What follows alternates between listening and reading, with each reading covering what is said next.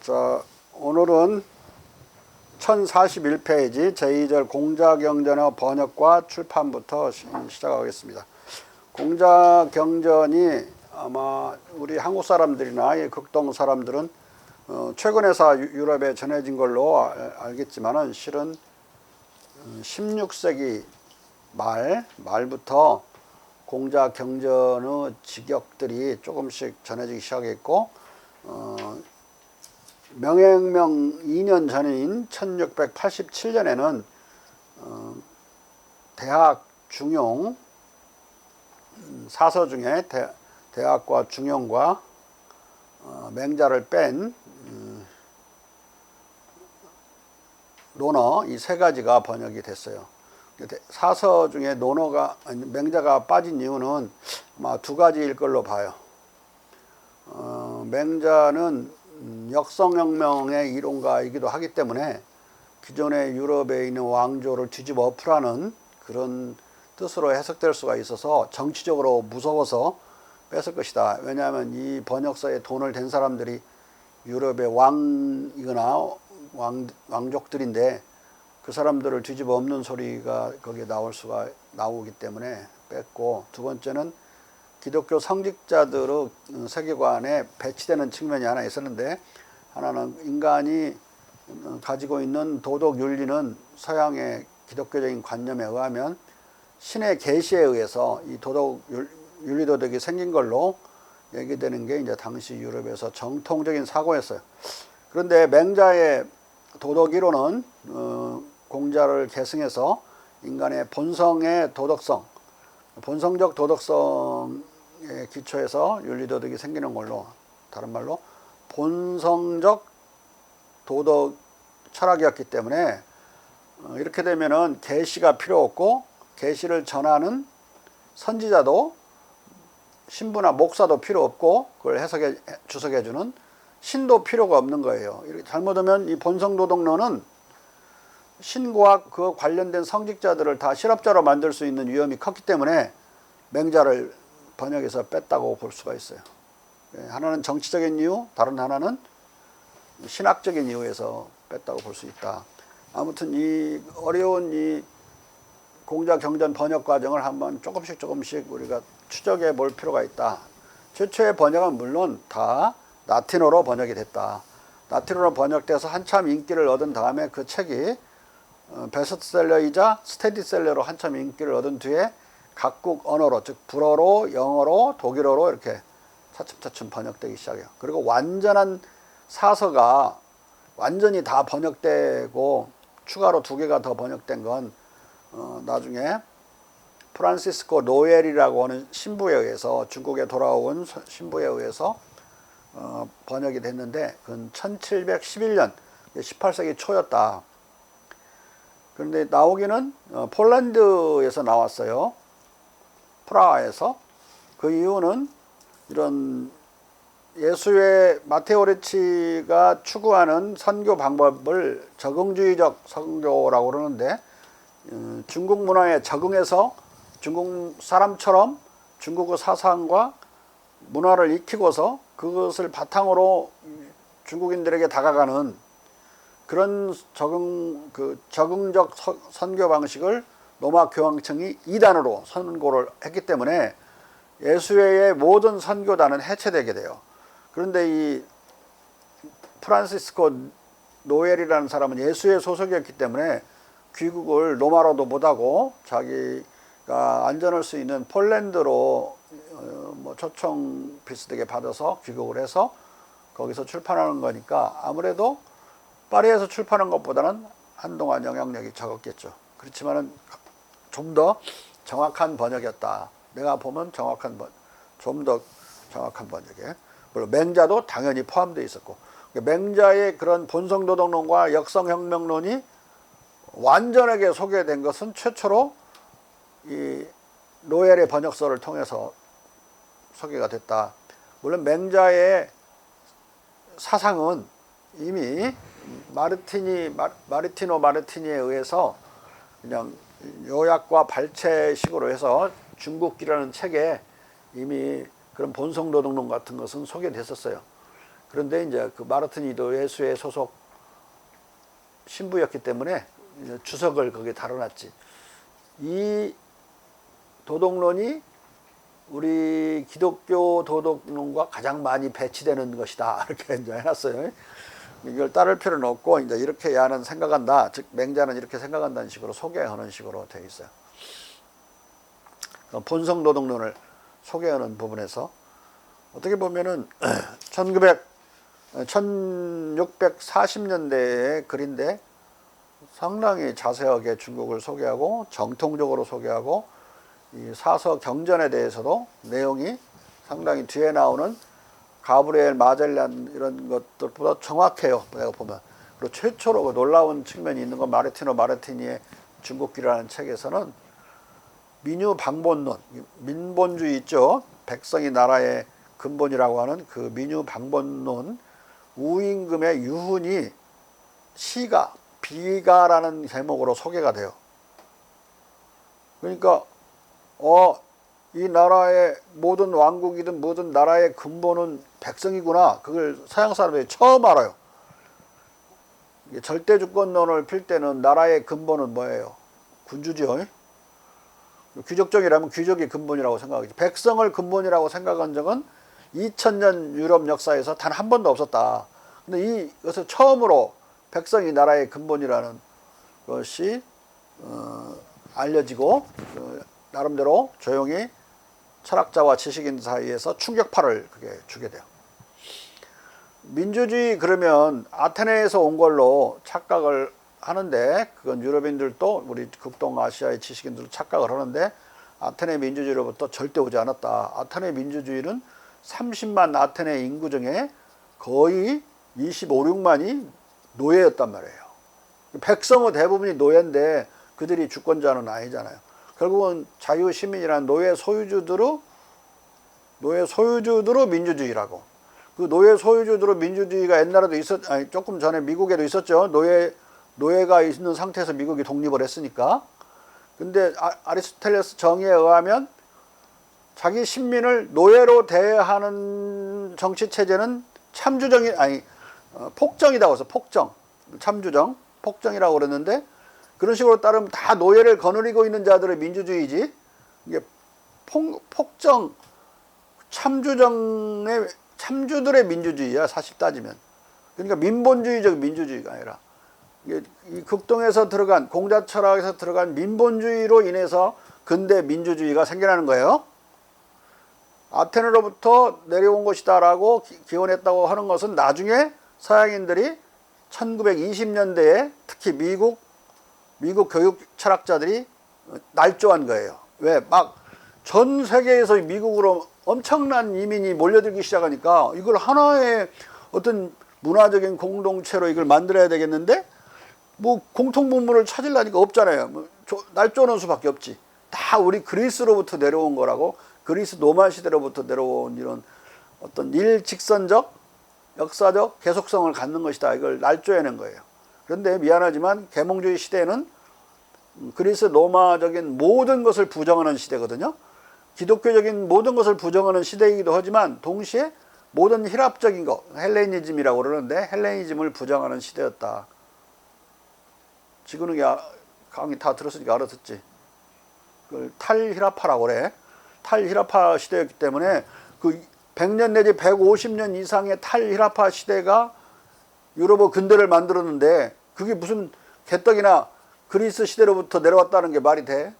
근데 여기서도 벌써 이 맹자가 왜 번역이 안 되는지, 늦게 되는지, 그리고 맹자 번역 나중에 상당히 잘 정통적으로 했다고 하는 프란시스코 노엘의 그 번역도 자세히 보면은 어떻게든 유럽하고 충돌을 피하기 위해서 물을 엄청나게 타서 번역을 해요. 아주 명확하게 번역을 안 된다고. 에? 가급적 물 타가지고 두 가지 측면에서 충돌을 피하려고 혁명 이론을 물타려고 그러고, 다른 하나는 본성도덕론을 물타려고 그래요. 에? 자, 읽어봐 우리 유진이가.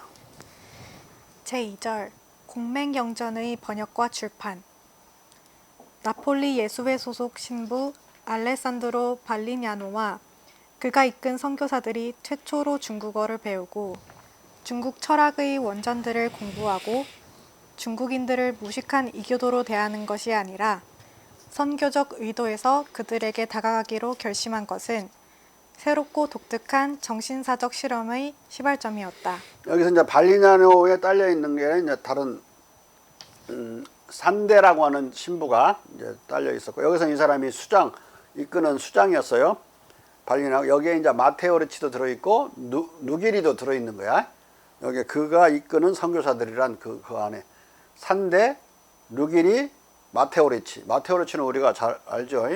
이마두라고 우리 한자 말로는 쓰는데, 동학경전에도 나오는 게 유일하게 나오는 서양 선교사가 이마두야.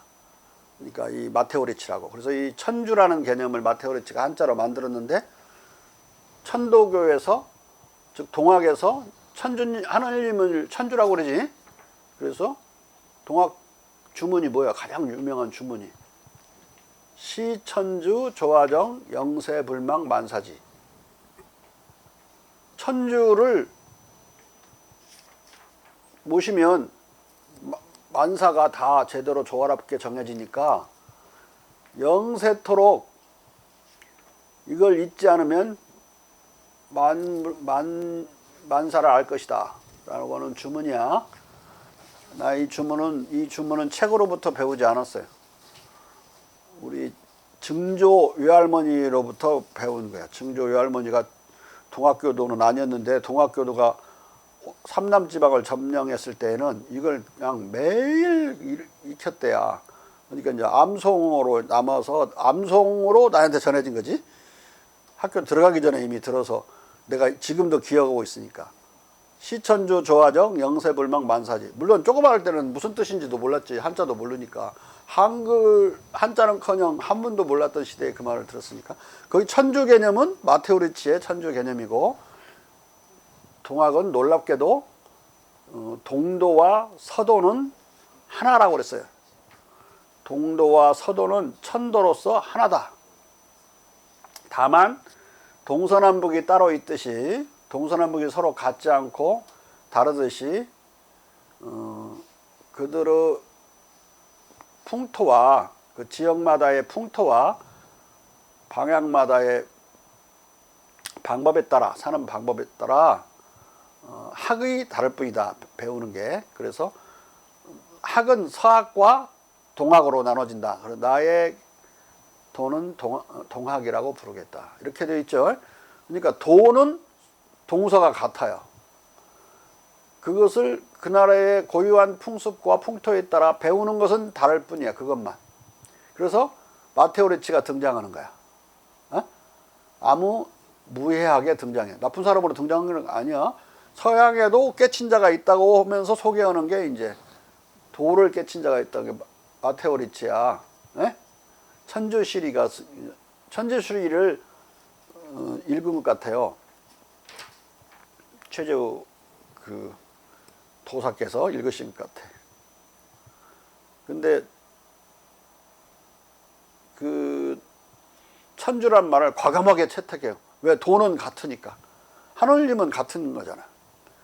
근데 이게 어떻게 다른 것이냐? 이건 획기적인 사상혁명인데, 모든 유생들은, 그리고 성리학자들은 더욱더 동도와 서도가 따로 있다고 생각했어요. 그래서 동도 서기론 할 때도 동도는 지키고 서도는 배격하고 기술만 받아들인다. 이런 잘못된 생각이 생겨나는 거예요. 이건 동도 서기론은 진짜 말도 안 되는 소리거든요. 우리나라의 그 도덕 윤리는 지키고 남의 나라의 기술만 받아들인다는 이야기인데, 그 성리하고 논리에도 말도 안 되는 거고, 성리하고 논리는 도와 기가 일치해야 돼요. 합치돼야 되는데 서로 소달에다 개다리 붙이는 식으로 그렇게 이식할 수 있는 게 아니죠. 성리학적 논리에 그대로 따르면, 철학적으로.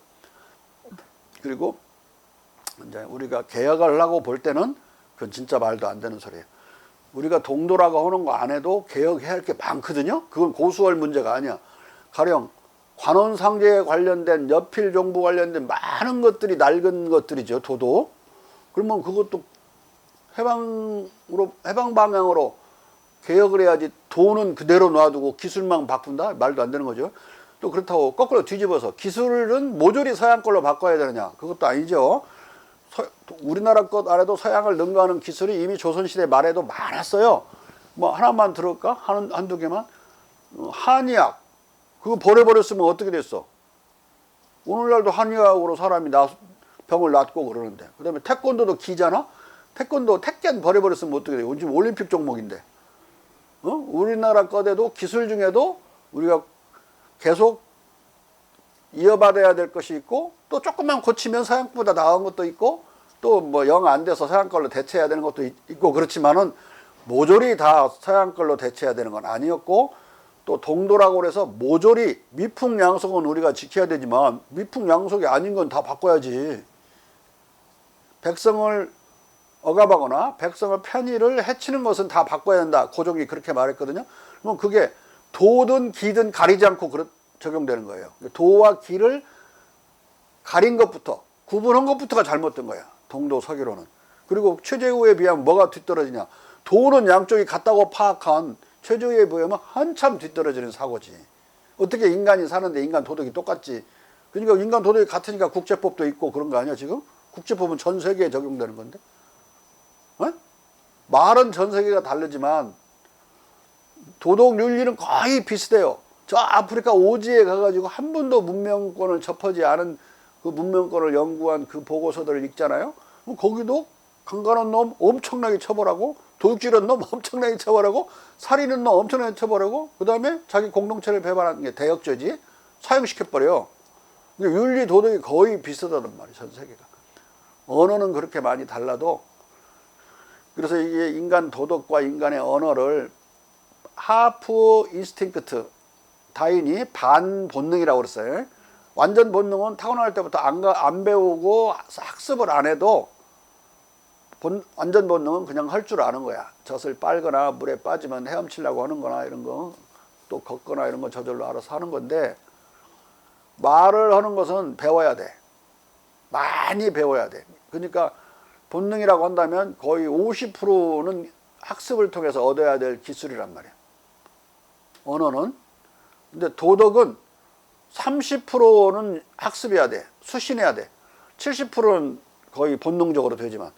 왜 본능 부분이 더 많은 걸 알 수 있느냐. 아까 아프리카 오지가 언어는 달라도 도덕은 같은 걸 보면 아무 연락이 없더라도 비슷한 도덕률을 가지고 있는 거 보면 본능성이 더 강한 거지. 그래서 공맹의 도덕 철학이 옳은 거란 말이야. 거의 70%는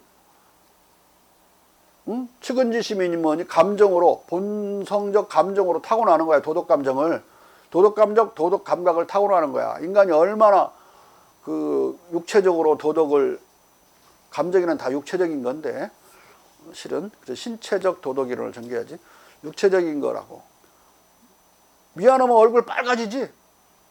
뭐 쓸데없이 막 자기 칭찬하는 것 같은 거 막 속이 오골오골 되고, 요새 우리 처녀 아이들 많이 말하면서 오골오골 되고 차마 들어주지 못해서 오골오골 되는데, 또 뭐 느끼, 저 남자 느끼해 싫어. 몸으로 느끼는 거예요. 이 도덕률을 단순한 미감만 몸으로 느끼는 게 아니라 몸으로. 어떨 때는 정말 몸둘 바를 모른다 이런 말도 있고 그러잖아요. 근데 미안한 거 참, 내가 자기가 죄송하고 미안한데 이 사람이 말을 못해 우물쭈물 얼굴이 빨가져 있어. 그 사람은 진실로 미안하게 생각하는 거예요. 느끼는 거라고. 그런데 말로는 미안하다고 하면서 하나도 말로 하는 것이 더 정확한 것 같지, 하나도 정확한, 거짓말 잘한다고 하나도 미안하지 않은데 그냥 넘어가려고, 아 글쎄 미안해 하는 거 있잖아. 그러다 싸우지. 너 이 새끼 미안한 놈이 그렇게 말해 하다가 싸운단 말이에요. 근데 진짜 얼굴 빨가진 사람은 진짜 미안하게 생각한 거예요.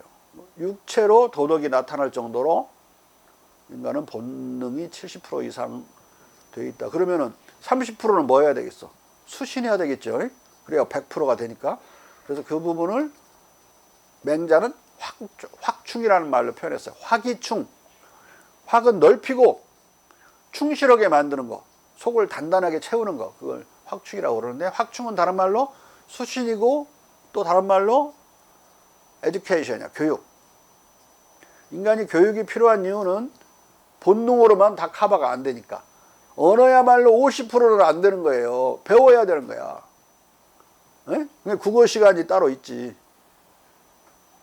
근데 국어 시간이 훨씬 더 국영수가 중요하지 윤리보다. 윤리는 조금만 가르치면 금방 하니까. 윤리는 뭐 시험 문제 몇 번 나오지도 않아. 도덕은 엄청나게 나오고 무도는 떨어지지 웬만한 학교 못 가. 국영수 그거 잘해야 돼. 그럴 정도로 많이 배워야만 제대로 언어를 구사한다고. 고등학교 때 대학을 들으면 막 한마디도 못 알아들 거야 교수들 말. 그렇지도. 어? 그렇게 언어 체계 어휘도 엄청난 차이가 나고 언어 의미도 많이 차이가 나서. 근데 지금 이건 대단히 어려운 철학인데 공자 철학이 서양에 전해지는 과정이 이제 처음에는 소개식으로 누가 이제 제3의 해석이지 전달하는 자 신부들의 해석으로 전해지다가 이제 아예 원전이 번역되는 과정을 다루고 있는 거야. 그 원전들이 가하는 충격은 어마어마했어요. 이 서양인들에 대해서. 근데 이 내용 자체가 처음부터 강의 듣는 학생들은 알았겠지만 상상도 못했던 내용들이야. 이건 서양인들이 거의 조금밖에 연구하지 않은 부분이고 아예 여기 극동아시아의 지식인들은 전혀 연구하지 않은 거야. 왜? 서양에 대한 열등의식에 빠져가지고 서양은 다 옳고 우리는 다 틀렸고 그런 생각 속에 자랐지. 근데 이 지금 코로나 전국에 한번 봐. 어떤 놈들이 옳은지. 지금까지 우리나라 국민소득이 뭐 32,000 어쩌고 그러니까 낮은 것 같지만은 그 실질 국민소득으로 따지니까 2017년, 18년 다 한국이 일본을 앞질렀지. 독일하고 같이 살고 있다. OECD 통계야. 일본 놈들 뒤집어졌지. 잘못 나온 통계래 일본 놈들이. IMF는 2013년부터 우리가 실질 국민소득, 장바구니 소득이 앞질 거라고 예상했는데 OECD 통계는 이미 2017년부터 우리가 앞서고 있는 거야. 내가 지난번에 일제종족주의라는 책에 낼 때 어디서 대단히 안전빵으로 계산하는 그런 그 기관에서 나온 통계로 내가 10년 뒤에 실질 국민 소득에 있어서 일본을 앞질 거라고 그렇게 책에 썼거든요. 너무 늦게 잡은 것 같아. 이미 2017년에 앞섰으니까. 근데 지금 실질 국민 소득은 앞서는데 명목 국민 소득은 늦다는 이야기는 한국의 역량이 제대로 평가되지 않는다는 뜻이에요. 그건 오랫동안 우리가 그래왔거든요. 우리가 세계에서 가장 IQ가 높은 나라라는 건 서양이 인정하지만 그게 국민소득으로 반영된다는 논문도 많이 나와 있거든요. IQ가 높을수록 국민소득이 높아요. 꼭 그러는 건 아니지만 대체로 유사하게 비례하게 되어 있는데 우리가 만든 발명품이나 이런 게 엄청나게 많은데도 사람들의 인식에서는 그걸 받아들이지 않기 때문에 브랜드 가치는 낮았어요. 뭐 어거지 소리 하는 거 아니야. 미국에 내고 지금 나오는 특허 건수의 압도적인 다수 1등이 한국에서 낸 특허예요. 그다음에 유럽에 있는 모든 나라가 내는 특허 건수보다도 한국 하나가 단일 국가가 내는 특허 건수가 더 많아요. 머리 무지하게 좋은 거 아니야? 근데 인정을 안 해줘. 근데 이번에 아마 코로나 전국을 거치면서 아마 인정을 받게 될 것이다. 아마 단연 2등이 있는 선진국이 아니라 그냥 단연 선진국, 나머지는 중진국으로 다 전락할 거라고. 비슷한 놈이 있는 게 아니고 뚝 떨어져서 2, 3, 4등이 전개되겠지. 왜냐면 그래야 IQ에 맞거든. 우리가 IQ가 106인데 머리 좋다는 이스라엘이 100이란 말이야. 미국이 99고 독일이 100이야. 그 사이에 일본이 105, 중국이 104, 북한은 이제 106으로 나오는 것도 있고 105로 나오는 것도 있고 통계마다 조금씩 다른데 홍콩은 이제 저쪽이라고 보니까 싱가포르 이런 데가 쭉 있다고. 그러니까 6.25 국가들이 젓가락 쓰는 6.25 국가들이 대단히 그 IQ에 그 정상 부위에 가깝고 유럽은 전부 99에서 100 어떤 데는 다 98. 머리 좋은 걸 인정받지 못하는 것은 브랜드 가치가 낮아서 그런 거예요. 아마 이번에 브랜드 가치가 엄청 높아질 것이다. 근데 이 시대는 브랜드 캐피탈리즘이라고 그러죠. 브랜드는 신용하고 달라요. 내가 여러 차례 설명하지만 신용은 화폐 동원력에서 나오는 이놈이 꾸어가면 나를 갚아줄 것이라고 하는 하포 모빌리제이션, 그 머니 모빌리제이션이 파워가 있다는 소리야. 신용이 높다는 소리는 그 돈을 동원할 수 있는 힘이 세다는 소리야. 개인 간에는 빚 잘 갚는 놈이 신용이 높잖아.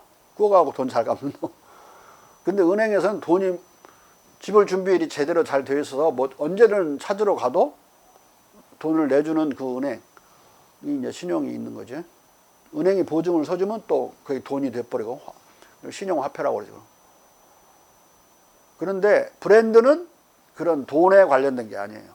브랜드는 어떤 자 또는 어떤 회사의 제품의 퀄리티와 품질과 타이멀리한 공급 능력이야.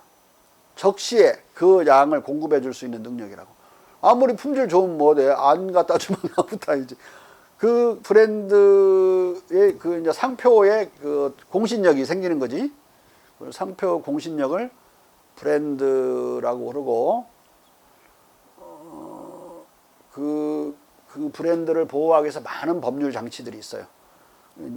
중국에서는 명나라 때부터 높이 세세히 발전되어 있고, 이 상표는 누구 것이고, 이것을 유지할 때는 벌금이 얼마고, 또 이 가치는 대대로 상속이 어떻게 된다 이런 거에 자세히 적은 법 규정들이 있었고, 그걸 책으로만 해놓은 게 아니라 알려져야 되니까, 그때는 그런 무슨 라디오가 있고 그런 시대도 아니고 텔레비가 있는 시대가 아니니까 그것을 돌에다가 새겨가지고 비석으로 세워놨어.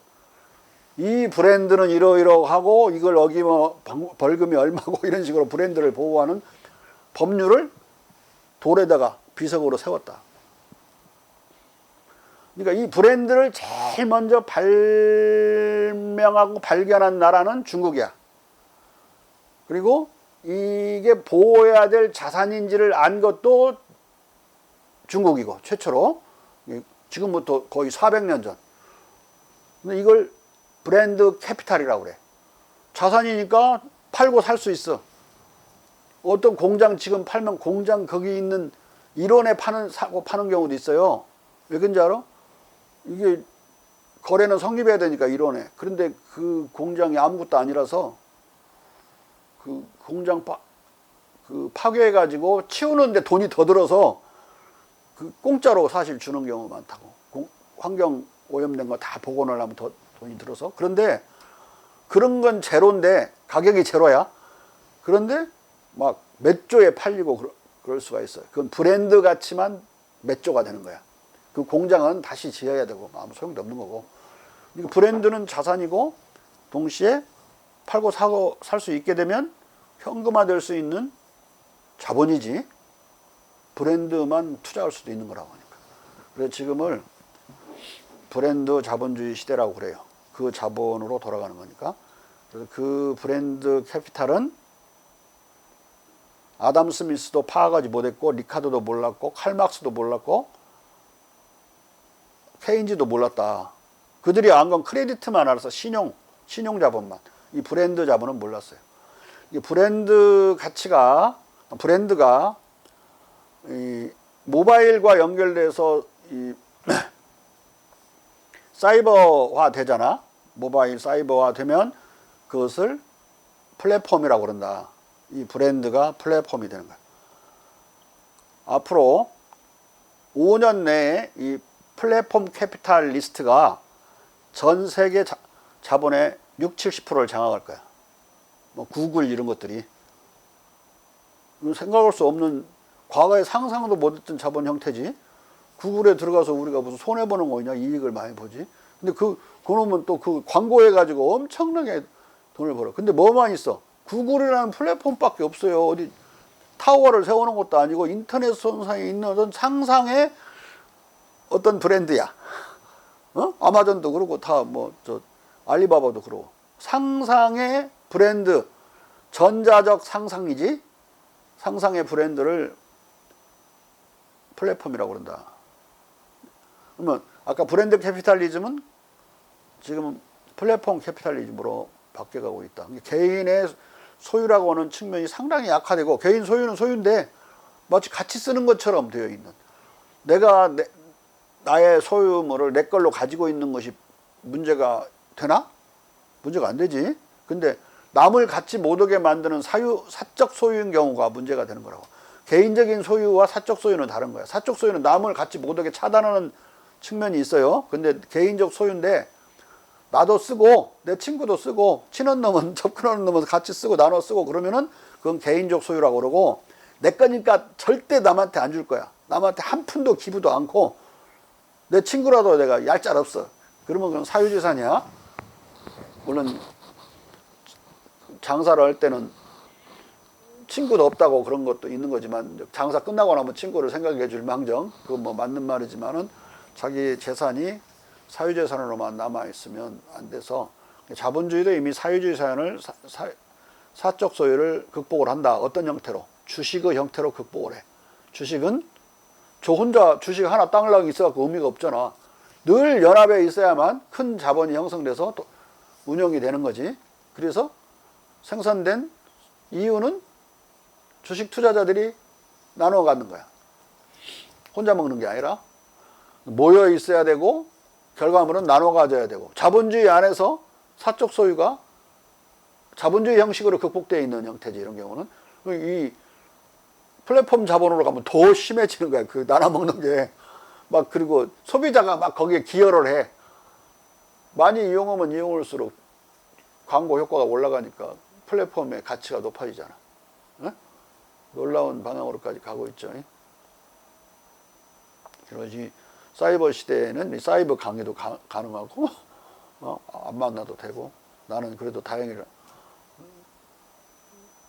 지금 조교 하나 있고, 그 다음에 조교가 될 놈이 있고, 그래서 두 놈은 놓고 강의를 하니까.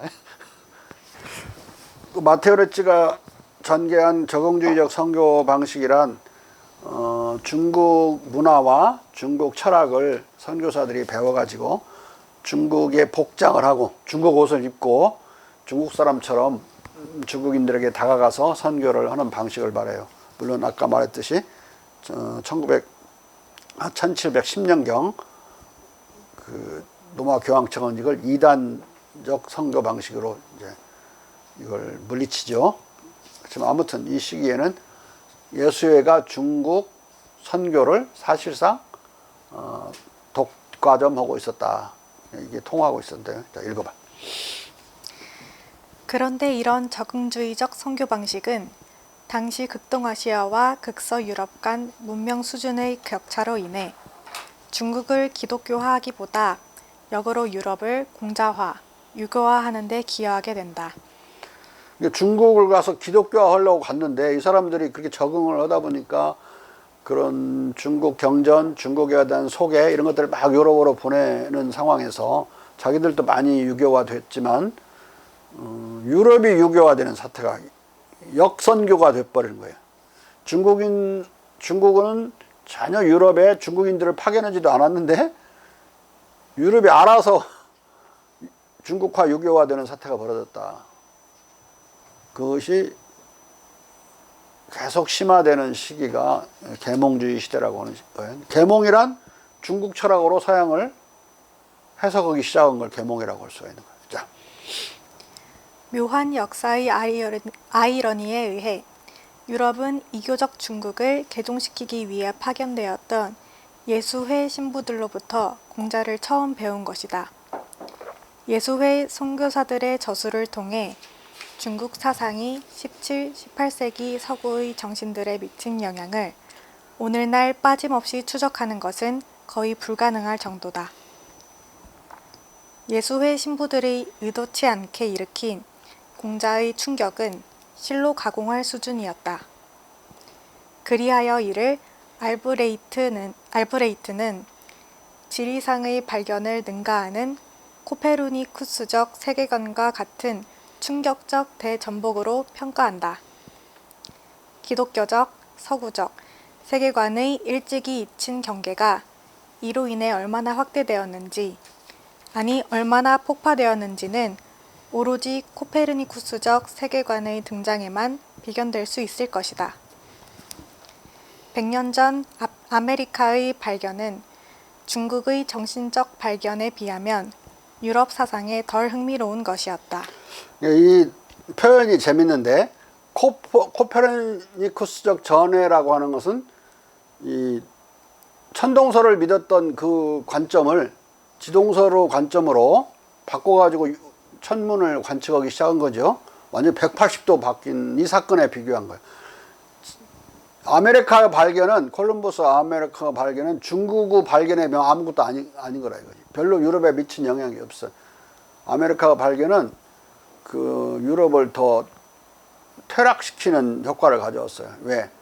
노예제를 일반화시켰고 거기서 노예 농장인 플랜테이션에서 생산된 그런 저렴한 면화나 그런 커피 이런 것을 유럽으로 가져 들어오려고 문명이 서양 사람들의 문명이 어차피 낮았는데 더 낮아지는 노예제가 일반화되는 상황이 오거든요.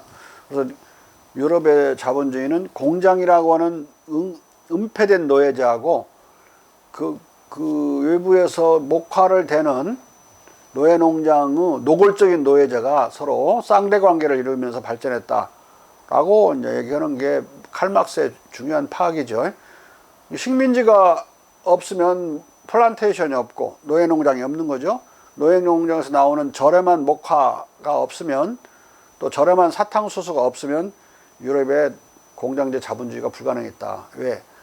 사탕수수가 없었으면 설탕이 두르질 않기 때문에 노동자들이 곡류로만 다 배고픔을 해소할 수가 없었어요. 그 설탕이 두름으로써 그걸로 많이 그걸 보완을 했거든요. 그러니까 노동자들의 중요한 그 칼로리 보충원이 됐던 거죠, 설탕이. 그래서 임금을 낮게 유지할 수가 있었던 거야. 설탕이 저렴하게 두르니까. 근데 저렴한 재료인 목화가 두르니까 섬유공장이 돌아갈 수 있었던 거고. 근데 공장은 군대식으로 아주 하드한 유계질서를 가진 그런 체계였거든요. 그러니까 뭐 노동력을 서로 사업하니까 겉으로는 대등하지만 은폐된 실은 생산 과정은 노예제 상황이었다고.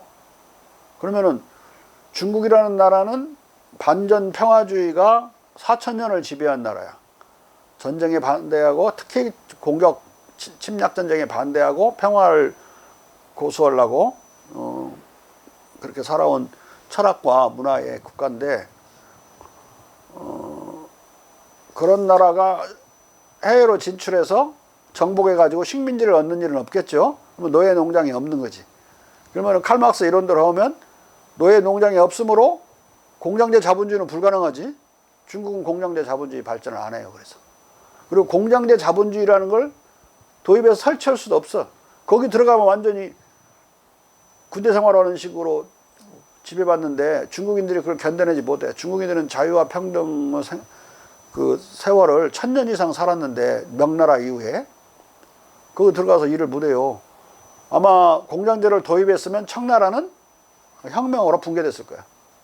그래서 아까 말한 대로 공장제로 안 가고 그 브랜드 캐피탈리즘으로 가게 되는 거야. 브랜드 캐피탈리즘은 이제서 알게 된 거야. 중국이 어떻게 해서 1920년에 4대 강국에 다시 복귀하는가.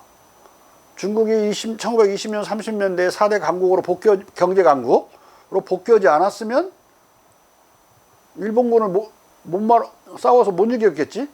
싸워서 못 이겼으면 한국은 독립하지 못했겠지?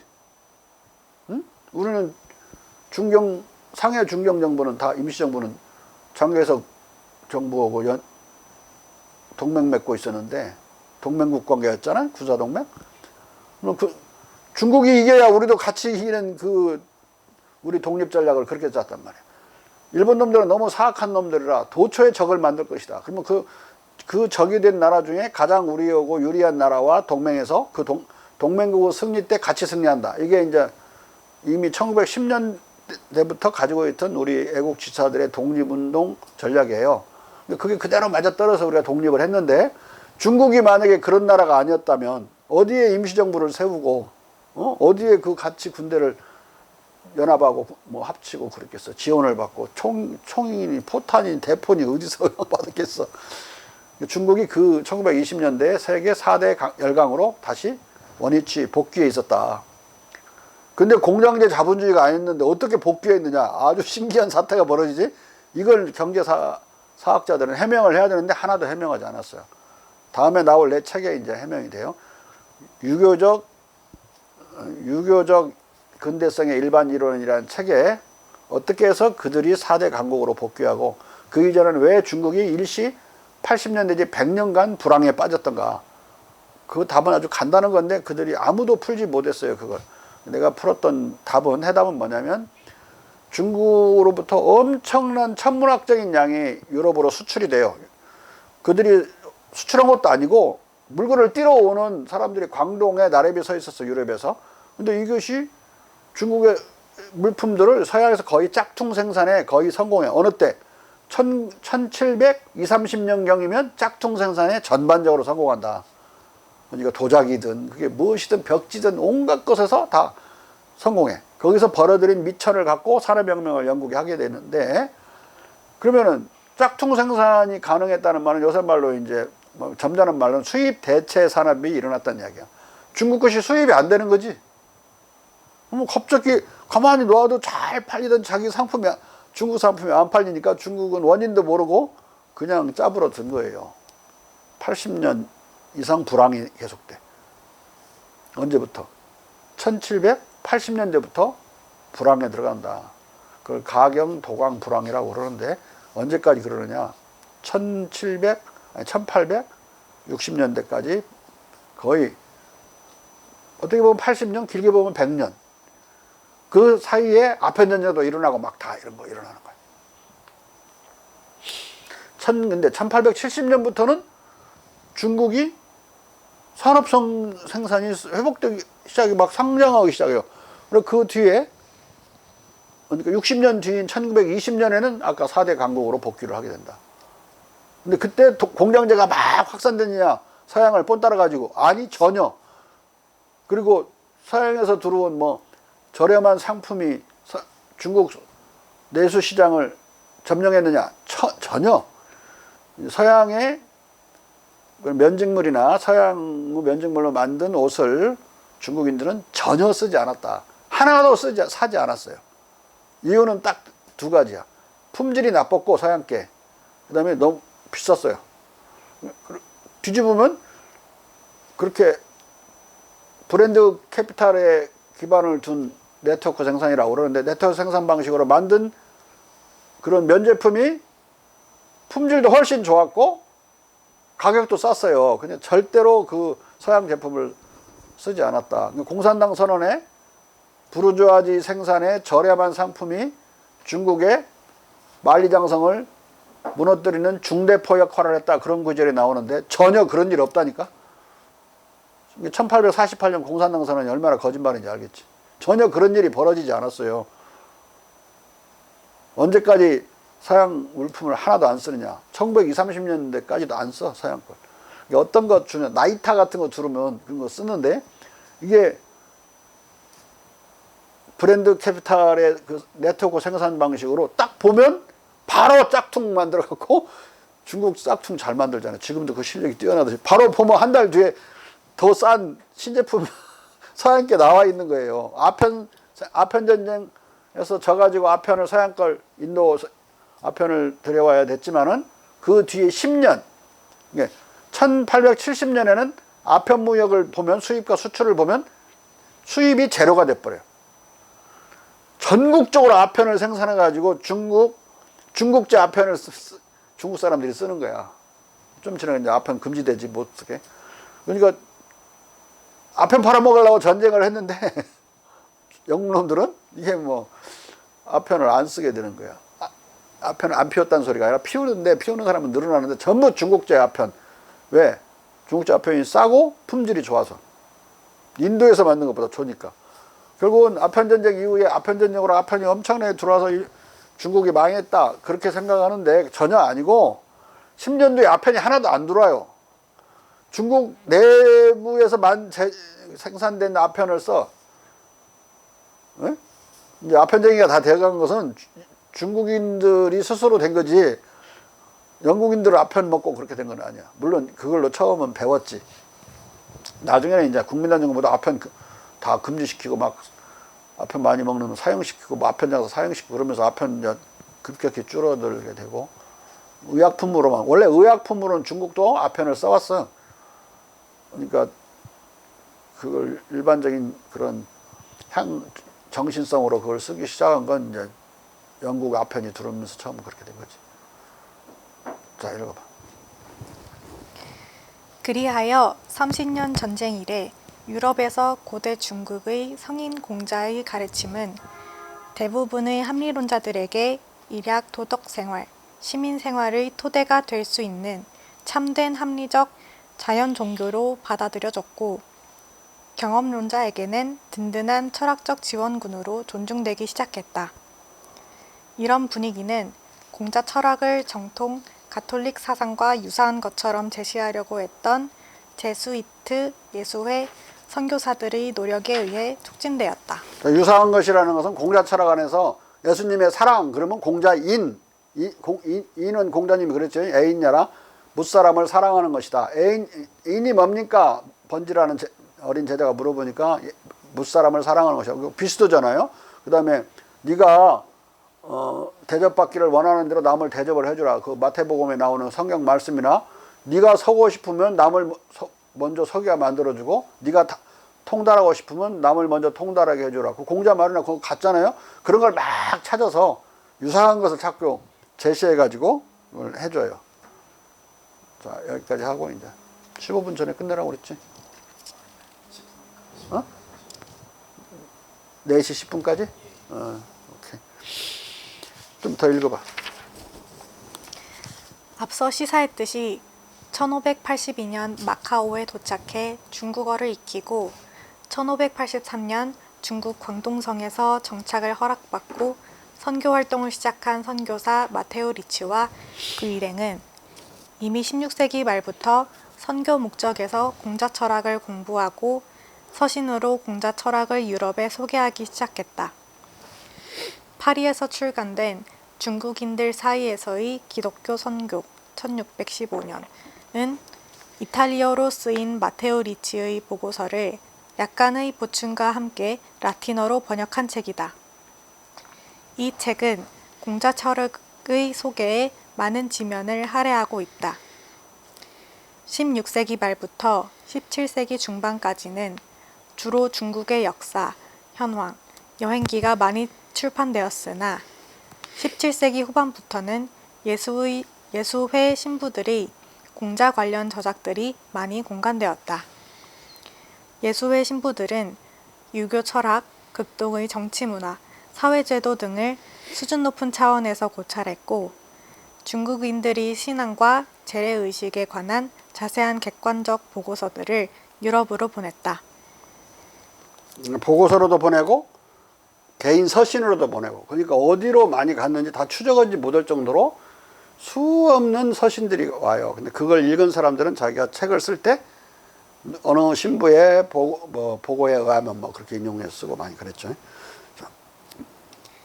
최초의 경전 번역, 중국의 지혜와 중국 철학자 공자.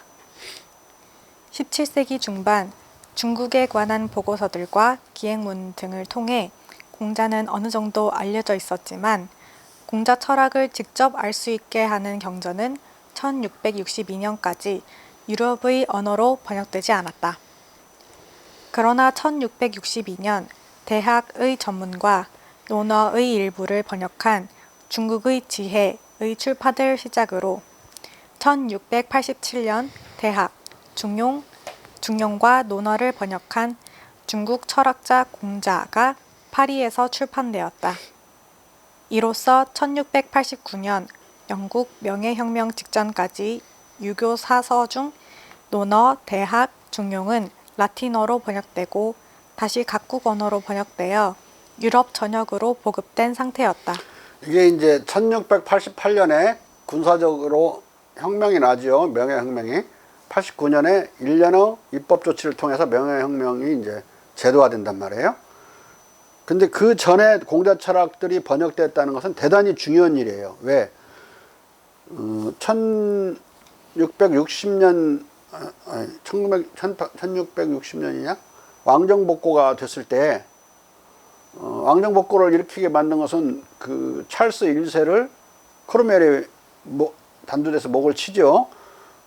왕을 시해했다는 그 도덕적 위반? 그걸 백성들이 못 견뎌요.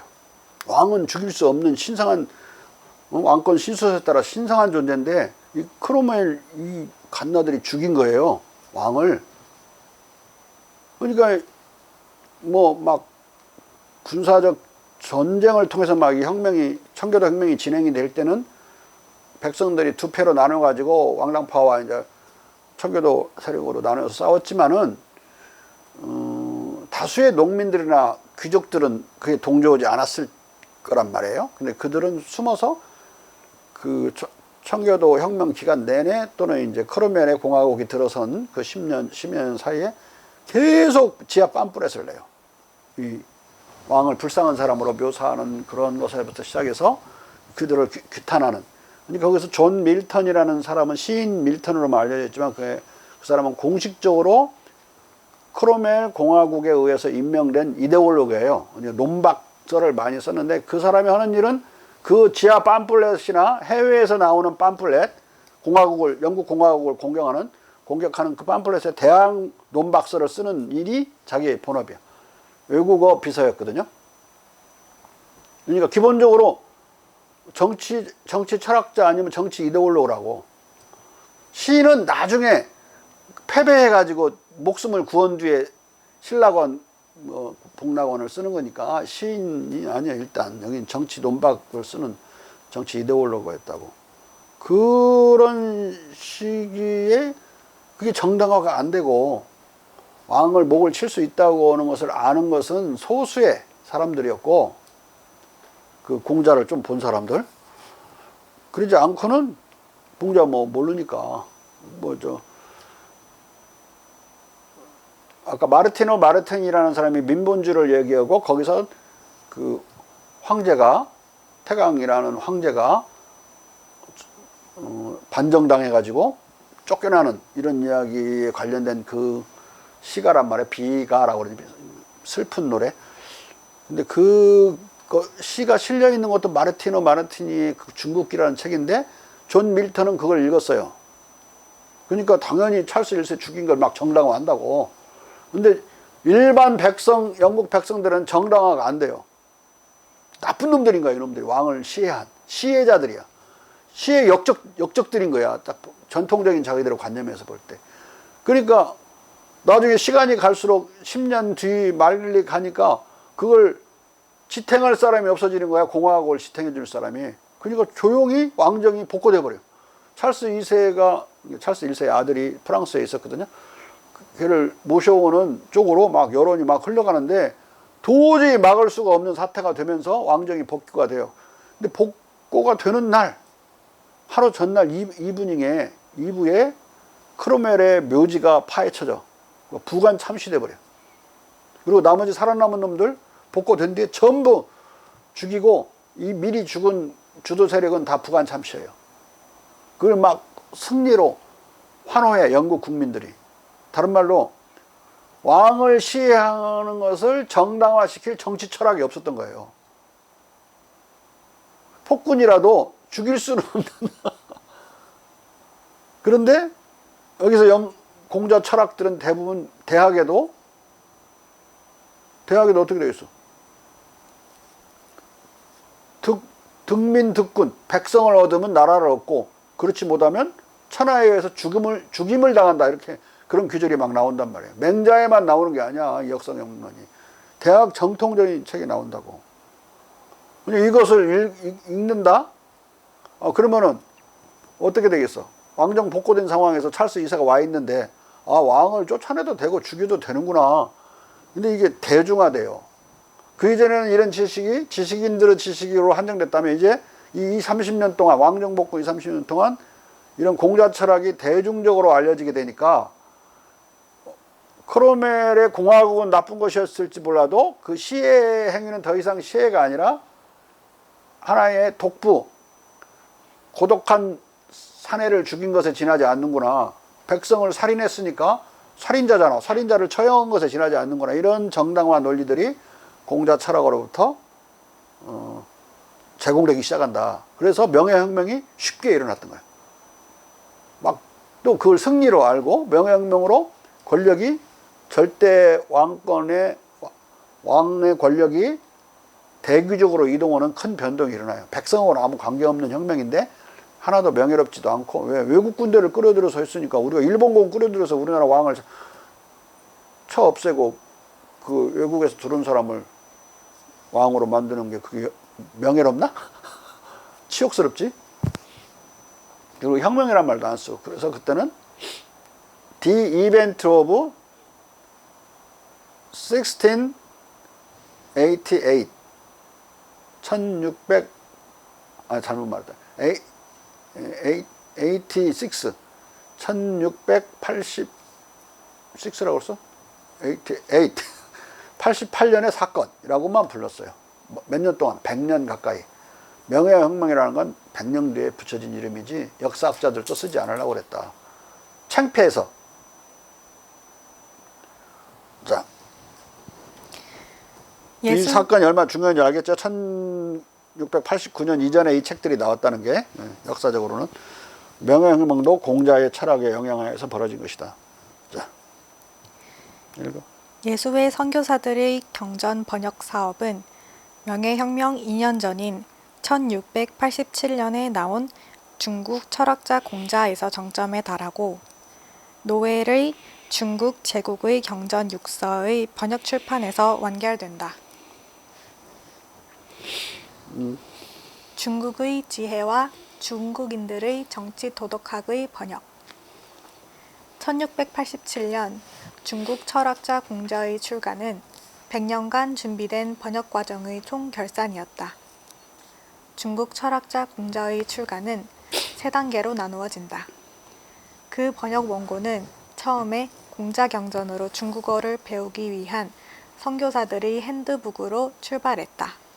그 다음 중국 전례에 대한 이해를 둘러싼 선교사들 간의 다툼이 한창이던 기간에 경전 번역은 예수회 선교사들의 접근법에 사상적 기초를 뒷받침할 수 있을 예수회 강독을 선교사들에게 주입하기 위한 도구로 구상되었다. 마지막으로 번역은 중국에서 유럽으로 이동함으로써 중국 선교사들의 작은 서클을 넘어 유럽의 학술 공동체, 정치 권력체들, 교회 당국들의 일정한 중국상을 홍보하기 위한 도구로 기획되었다. 정치 권력체가 자기들이 번역한 공자 철학이 잘 들어갈 것이다, 또는 중국에 관한 서적들이 많이 흡수될 수 있을 것이다, 이런 상상을 했던 것은 감히 가령 루이 14세만 하더라도 프로방스 지방에 있는 그 대귀족들, 영지를 장악하고 있는 대귀족들한테 밀려가지고 왕권이 대단히 약했단 말이에요. 절대 왕권을 세우려면 이들을 눌러야 되잖아. 중앙 집권화를 해야 된다 이 말이지. 그러면 그들을 누르려면 술수도 필요하지만 어떤 정당화하는 어떤 모델이 있어야 되잖아요. 근데 그 모델 국가가 잘 살아야 돼. 중국 잘 살지? 그러니까 이제 그걸 자꾸 주입을 할 수 있도록 이런 출판을 자꾸 자유롭게 해주고, 술수라는 건 뭐냐면 지방의 대귀족들을 베르사유로 초청해가지고 계속 연회만 여는 거야. 돌아가지 못하게 하고. 그럼 지방 가서 이걸 다스리지 못하니까 자기 영지에 있는 영민들하고 엄청나게 오랫동안 떨어지게 되잖아. 그래서 아예 그걸 단절시키고, 그런 사이에 작은 입법들을 자꾸 만드는 거야. 인텐단트라고 그래서 왕이 파견하는 뭐 감독관, 또 세수, 징수관, 중앙에서 새로운 조세법을 만든단 말이야. 그러면은 그것은 영주가 영지에서 걷어들이는 것은 걷어들이는 거고, 이건 또 추가로 되는 것들이니까 그것을 영주에게 과거 같으면 뭐 네가 대신해서 일을 해서 중앙에 바쳐라 이렇게 하는데 안 하고 직접 파견관을 내려보낸단 말이야. 응? 그래서 그가 걷고, 그거 관련된 사건은 안 내면 재판해야 되니까 그건 자기가 재판하고, 원래 재판은 모든 재판은 영주 재판으로 하는 거거든. 그리고 자꾸 줄어들고 나중에는 영주에게만, 토지에만 세금을 때려. 그러면은 소작인들은 땅이 없잖아? 왜 세금을 안 내지? 영주만 내냐? 그러면 자꾸 영지의 가격이 낮아지게 돼요. 세금이 커질수록 낮아지게 돼. 사실상 수탈 효과를 가져오는 거야. 싸지겠지. 땅이 싸지면 농사를 짓는 그런 대차지농, 큰 땅을, 소작이는 작은 땅을 빌려서 짓는 사람이면 대차지농은 막 우리나라 식으로 따지면 200평, 2000평 막 이렇게 빌려서 양을 기르고 막 이러는 사람들은 농업 자본이 있잖아. 뭐 소든 말이든 많이 갖고 있어야 되고 씨앗도 엄청나게 갖고 있어야 되고 또 양을 기르려면 양 떼를 갖고 있어야 되고 땅만 빌려준 거니까. 그럼 그 자본가 농업 자본가지. 농업 자본가와의 세력 관계 속에서 땅에 세금이 너무 많이 붙으니까 세금을 피하기도 하지만은 그만큼 땅값이 싸져요. 그러면은 그 큰 땅을 빌려 쓰는 사람들은 싸진 땅을 자기 이름으로 구입하기가 쉬워지는 거야. 그 이전에는 너무 비싸서 상상도 못 하던 땅인데 가서 빌어가지고 좀 얻어서 돈 주고 빌리는 정도였다면은 영주는 대단히 높은 사람이었고 자기는 빌려 쓰는 일개 대차지농에 지나지 않는데 이게 세력관계가 자꾸 대차지농 쪽으로 대등해져 갖고 자본주의화 되는 거란 말이야. 이건 농업자본가니까 이 사람들은. 그러면 농업자본가는 가장 결정적인 특징은 임금 노동자를 쓰는 거지 농업 노동자를 쓰는 거야. 소작인으로 쫓겨난 사람들이 여기서 빌붙어서 이제 임금을 벌어서 먹고 사는 거니까 새로운 농업 형태가 발전되어 나오게 되지. 그것을 루이 14세가 자꾸 가속화시켜 주는 거야. 영주 권력을 무력화시키기 위해서. 근데 뭘 알았냐면 중국에서는 소작인은 세금을 안 낸다는 걸 알았어. 지주만 세금을 낸다는 걸 알았어요. 그럼 우리도 그렇게 해야지. 그래서 다 중국 걸 도입하는데 생각해봐.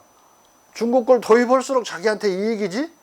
이게 이 신부들이 공자 번역한다면 돈 되는 거야. 루이 14세도 돈을 엄청나게 대서 이제 그 책이 나오게 되는 거예요. 자.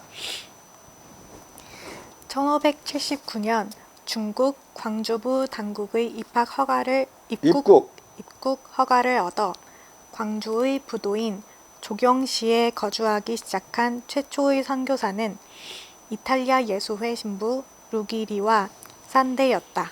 이때는 아직 발리냐노는 안 들어오고 마카오나 이런 데 있을 때고 발리냐노는 아직 들어와. 이 사람이 거기에 장이라고 그랬죠. 주의하는 장이라고. 보고를 받는 사람이었기 때문에 그렇게 아까 발리냐노와 산데가 로마 교황청 방문 일본 사절단이라는 책을 쓰는 거예요. 거기에 처음으로 1590년에 나오는 책인데 처음으로 공자가 소개돼요. 공자 철학과 공자 이름이 라틴어로 콤푸티우스라고 처음으로 또는 콤푸시우스 두 가지로 쓰고 있는데 이름이 처음으로 소개돼. 이건 지금 어느 결시안이냐 1579년에 들어가서 살기 시작하면서 공자 책을 이제 한자 배워 읽기 시작한 거야. 90년이면 11년 뒤에 책이 나오는 거지. 응? 중국어도 얼마만이면 배울 수 있어? 1년이면 배울 수 있나? 완전히 잘하는 건 아니고 그냥 떠든거리고. 배울 수 있지? 충분히 가능한 시간대라고. 자. 이들은 광주 총독의 환대를 받았고 총독의 배려로 마테오 리치와 주앙대 알메이다 등 2명의 신부를 더 입국시킬 수 있었다. 지금 어떻게 돼요? 4명이 됐지? 루기리, 산데, 알메이다, 마테오 리치 4명. 나중에 산데 발리냐까지 들으니까 5명이 처음에 시작을 하는 거야. 이 중국어 선교를 공식적으로. 근데 공식적으로 한다고 그래서 뭐 백성들은 가만히 있나? 막 반대해. 왜냐하면 이들은 아주 서양인들은 이미지가 이미 안 좋아 있었어요. 포르투갈인들이 너무 많이 중국인들을 약취에다가 노예로 팔아먹었기 때문에 서양 놈들은 사람을 잡아간다고 하는 그 관념에 말하자면 그들은 벽에 갇혀가지고 모든 동양과 다른 지역 사람들, 동남아시아 사람들에게는 모조리 조공을 허용했어요. 중국이 폐쇄적인 국가가 아니에요. 국제적인 국가인데 이 유럽에 대해서만 그 노예 약취 때문에 폐쇄를 쇄국을 했던 거예요. 그들은 끝내 쇄국적인 국가로 생각했어요.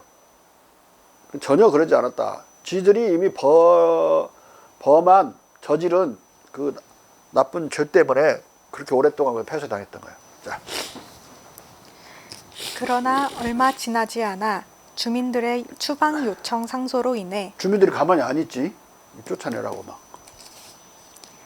1589년 루기리, 마테오 리치 등은 광동성의 내륙 소도시 소관시로 이주해야 했다.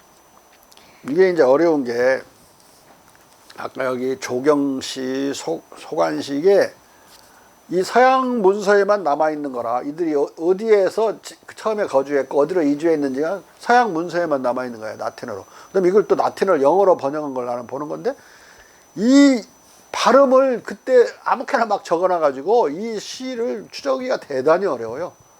내가 어렵게 찾아낸 거야. 다 정확하게 이 도시명을. 자. 그 사이 알메이다 신부는 사망했으며 산데 신부는 마카오로 돌아가 예수회 대학의 학장을 맡고 로마 교황청 방문 일본 사절단의 집필에 착수했다. 루기리와 마테오 리치는 5년간 70여 명의 중국 평민들에게 세례를 주었다. 최초의 공자경전 번역은 이 루기리 신부의 번역 원고로부터 출발한다. 예수회 선교사들이 최초의 공자경전에 관심을 가진 것은 수월한 전교를 위해 중국인들을 미리 조금이라도 이해해 보려는 선교 실무상의 필요 때문이었다. 이런 실무상의 필요에서 루기리는 새로 도착하는 선교사들에게 중국어를 가르치기 위해 사설을 번역하기 시작했다. 이 언어책자는 3가지 상이한 층위를 통합하고 있었다. 중국 한문 원문, 로마 알파벳으로의 음역, 라틴어로 한자 대 한자 직역이 그것이다. 루기리는 이런 유형의 작업에 관여한 최초의 인물이었다. 그는 1588년 로마로 소환될 때까지 사서 번역을 준비했다. 그는 1590년 로마에 도착한 뒤 그가 바라던 중국과의 외교 임무를 지원할 후원자들을 찾았으나 끝내 찾지 못했다. 그는 오히려 로마에서 상급자의 의심을 받았고 겨우 중국에서 선교 방법에 관한 짧은 에세이를 썼을 뿐이다. 이 에세이에서 그는 대학 수장의 절반을 번역해 실었다. 이게 최초로 번역된 건데 그 카톨릭 안에 들어있는 어떤 전할에 실린 거라 유럽에서는 거의 몰랐어 사람들이 여기 실린 걸. 자. 이 에세이는 예수의 신부 포세빈의 장서 선집에 실려 나왔다. 1593년의 이 대학의 부분 번역 출판은 공자경전을 유럽 학계에 최초로 알린 사건이었다. 그러나 이 일은 바티칸의 영향력 약화와 함께 유럽 전역에 알려지지 못한 채 묻히고 말았다. 1592년에는 명심보감이 번역이 됐어요. 근데 93년에 1년 뒤에는 이제 대학 수장 조금 앞부분이 좀 번역된 건데.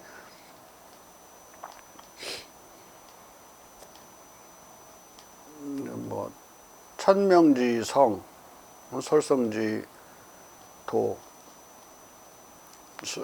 수도지 교 뭐 이렇게 나오는 그 문장 있죠? 그걸 한 거야. 근데 여기서 의심을 받았다 그랬지. 너무 공자를 자꾸 알리려는 그 행태가 의심을 받은 거예요.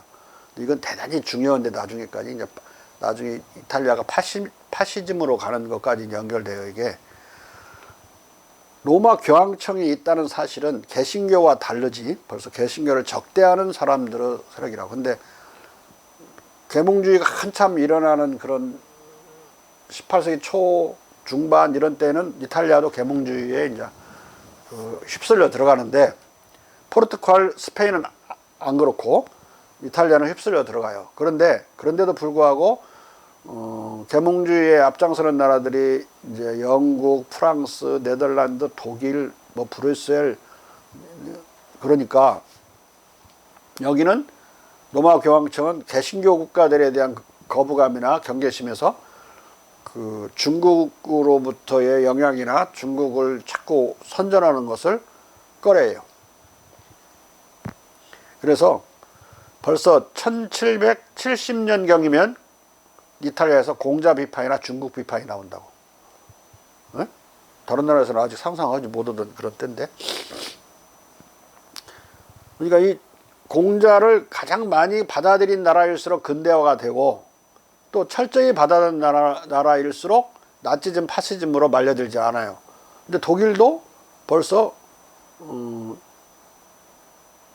누구냐 프러시아에서 그걸 받아들이던 그 상황에서 군국주의로 넘어가게 되지. 군국주의로 넘어가면서 그 공자 철학에 대한 관심이 없어져요. 그러면은 두 나라에서 그랬죠. 다른 나라들은 공자 철학이나 중국에 대한 열광이나 그런 지지를 계속해 가지고 있는데 특히 미국 같은 나라는 더욱 그랬고 미국은 중국에는 공자가 없었으면 건국될 수 없는 나라란 말이야.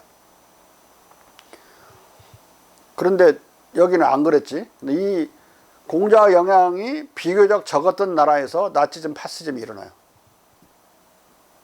희한하지? 아예 그러지 않은 나라는 그냥 군사 독재 아니면 파시즘 상태에 오래 가고 프랑코 독재가 스페인에서 얼마나 오래 가. 포르투갈도 군사 쿠데타 나서 오래 가고 아예 뭐 서양 옆에서 딱 국경을 맞대고 사는데도 서양 수준으로 못 살잖아. 네? 근데 이렇게 11개 국가, 11개 민주화되고 근대화된 나라 중에도 독일과 이탈리아는 예외적으로 취하겠다. 공자 비판이 일찍이 나온단 말이에요. 1770년경에 이미 나오니까.